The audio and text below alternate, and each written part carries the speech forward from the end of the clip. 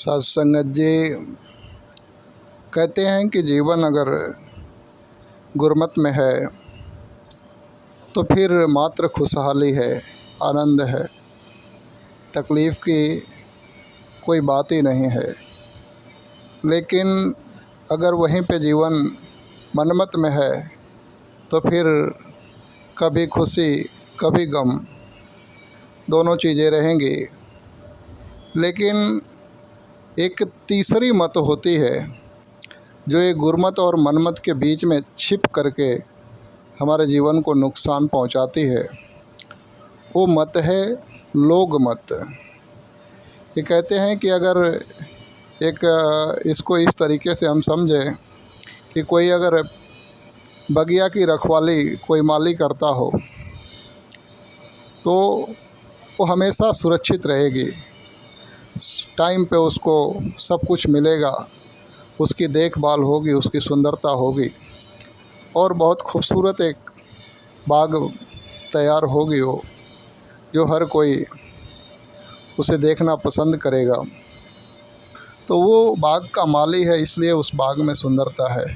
तैसे जीवन में गुरमत है तो जीवन गुरमत के आधार पे चलेगा तो खूबसूरत होगा।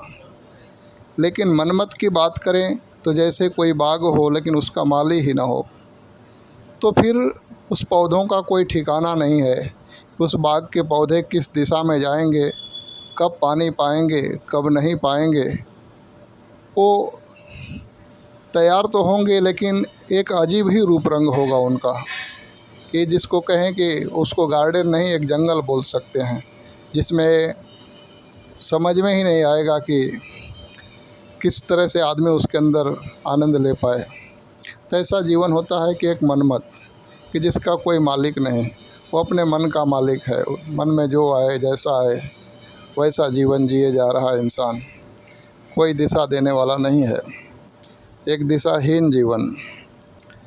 तो कहते हैं कि ये तो बात हुई गुरमत की और मनमत की, कि गुरमत में जीवन मतलब इस जीवन का कोई माली है, कोई डायरेक्शन देने वाला है कि कैसे जीवन को जिया जाए, और मनमत मतलब अपने मन से जीना।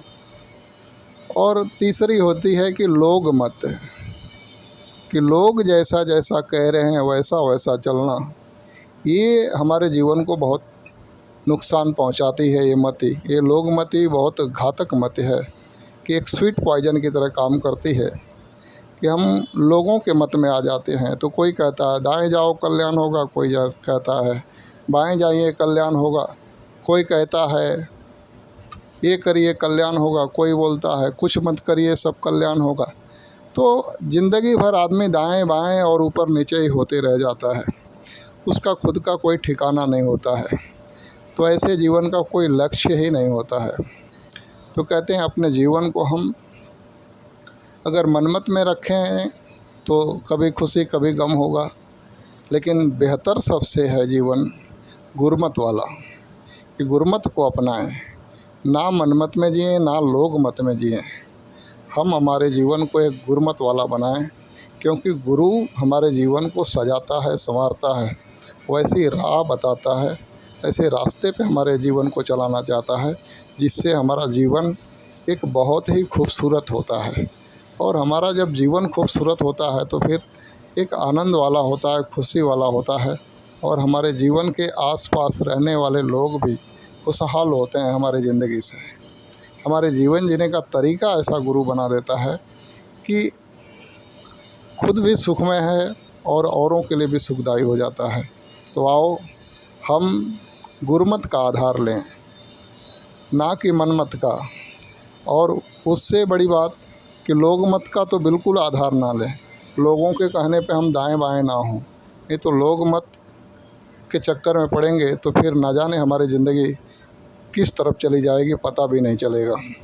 इसलिए बेहतर होगा कि हम हमारे जीवन में गुरमत को स्थान दें, गुरु जैसा कहता है वैसा जिएं, ना कि अपने मन से, ना कि अपने लोगों के मत के अनुसार। अपने जीवन को गुरमत वाला बना के जिएं, आनंद ही आनंद रहेगा, खुशी ही खुशी रहेगी। प्यार से कहना, धन निरंकार जी।